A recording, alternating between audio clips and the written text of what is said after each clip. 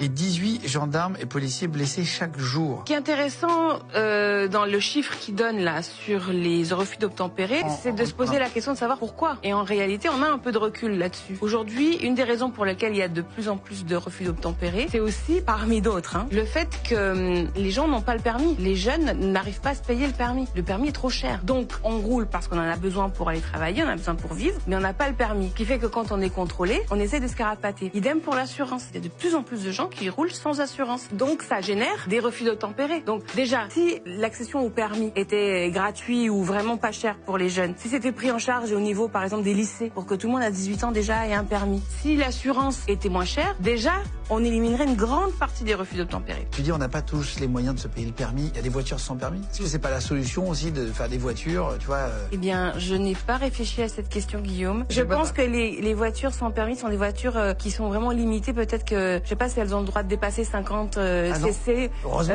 Donc ça peut peut-être marcher dans des pays, enfin dans des endroits du pays où c'est très dense, très concentré. Intuitivement comme ça, je me dis que c'est peut-être pas la solution parce que à l'échelle du pays, on a besoin quand même de voitures qui vont quand même plus vite que 40 km/h.